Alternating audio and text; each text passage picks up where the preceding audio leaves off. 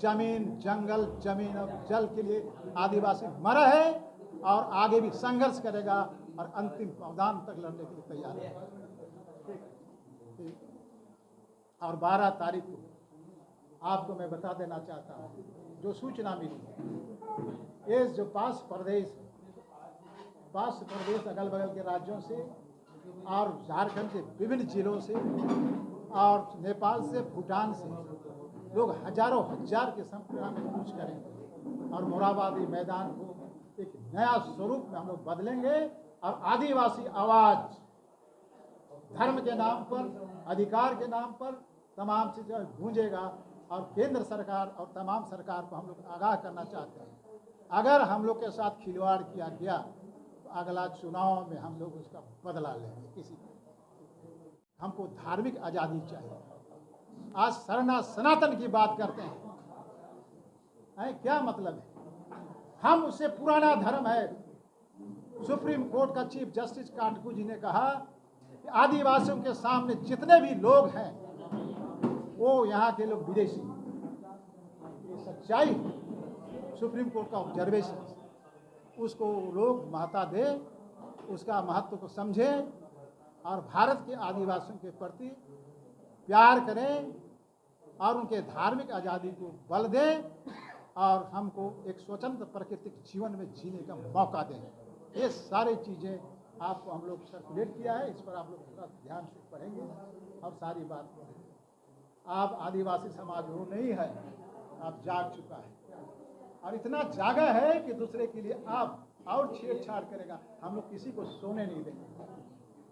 ये भी कहना चाहिए। प्रभावित रहा है धर्मांतरण से। इस क्षेत्र में ही देखिए, ईसाई में कन्वर्सन हो रहा है, हिंदूकरण हो रहा है और तमाम करण हो। जल्द से जल्द 12 तारीख को मोरहाबादी मैदान में, रांची के राजधानी, झारखंड के राजधानी, 12 तारीख को लाखों लोग का जमावड़ा होगा सरना धर्म कोड की मांग में।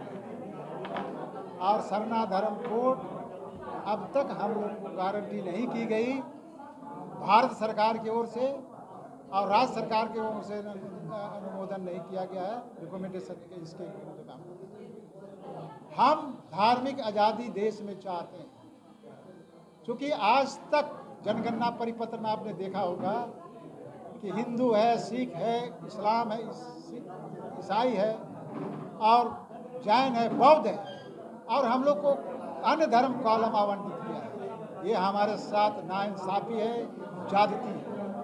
इसलिए हम लोग ने दिल्ली में इसको अनाउंस किया था कि झारखंड की धरती से आवाज़ दिया जाएगा केंद्र सरकार को कि हमको आपको धार्मिक आज़ादी देने होगा, जनगणना परिपत्र में अधिसूचित करना होगा अलग धर्म को। ये हम लोग का आवाज़ है।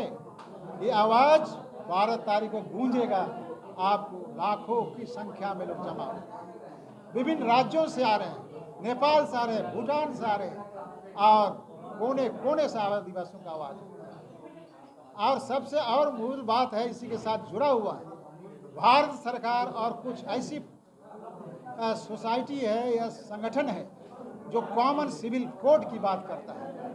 आप सोच सकते हैं 140 करोड़ की आबादी वाला देश, जिसमें सांस्कृतिक विविधता है, सामाजिक विविधता है, धार्मिक विविधता है, रहन सहन है, जीवन शैली है, अलग अलग है, अलग अलग क्षेत्र में बटा हुआ है, उसको एक लाठी से पिराया नहीं जा सकता है, एक हाथ से हाँका नहीं जा सकता है। आप आदिवासियों की बात करना चाहूँगा, 700 प्रकार के आदिवासी, एक एक आदिवासी कम्युनिटी अपने आप में ऑटोनॉमी, उनकी अपनी भाषा है, संस्कृति है, तमाम चीज़ें हैं। उनको आप क्या चाहते हैं? कॉमन सिविल कोड में आप तो हिंदू कोड बिल है, मुस्लिम शरीयत है और तमाम चीज़ें, आप तो चल जाओगे। हमारे साथ क्या होगा? जो कस्टमरी प्रैक्टिसेस और कस्टमरी लॉ से गवर्न होते हैं। इसलिए हम नहीं चाहेंगे कि आदिवासी समाज जब आज़ादी के 70 साल जीवित है और अपनी परंपरा पर नीत है तो आगे भी रहेगा। इसलिए हमारी इस छेड़छाड़ को हम नहीं चाहेंगे कि हमारी आभा और हमारी जो विभिन्नताएँ है, जो हमारी खूबसूरती है, अनूठापन है, उसको हम समाप्त नहीं होना देना चाहते हैं। ये आरएसएस का मुहिम को हम विरोध करते हैं। केंद्र सरकार से है, राज्य सरकार के माध्यम से। कॉमन सिविल कोड तो केंद्र सरकार का हम लोग विरोध कर रहे हैं। और आपको मैं बताऊंगा कि झारखंड की धरती पर हमारी सरकार आई, हम लोग ने इसको सरकार बनाया, लेकिन आपको तजुब होगा कि स्थानीय नीति और नियोजन नीति के नाम पर 3 साल तक एक भी नियुक्ति नहीं हुई।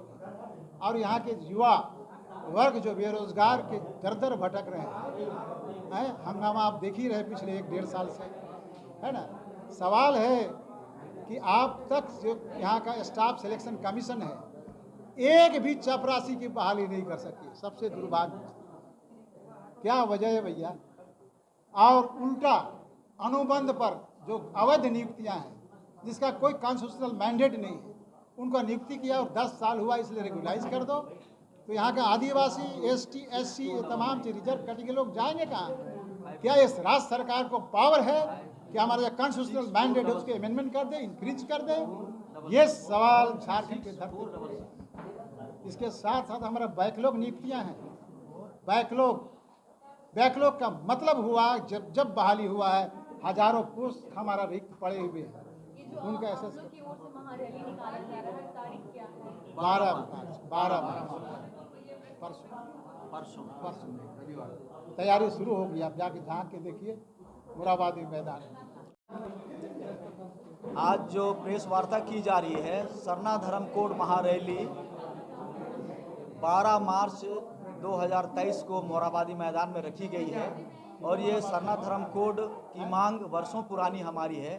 हम आदिवासी धार्मिक आज़ादी चाहते हैं और इसीलिए केंद्र सरकार से सरना धर्म कोड की हम लोग मांग कर रहे हैं। झारखंड सरकार और वर्तमान में अभी बंगाल सरकार ने भी सरना धर्म कोड पारित करके केंद्र को भेज दिया है।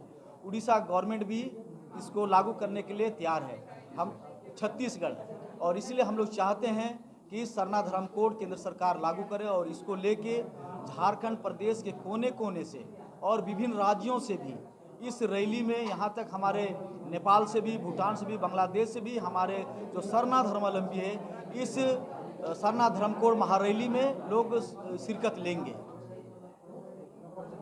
सरना धर्मगुरु बंधन दिव्य।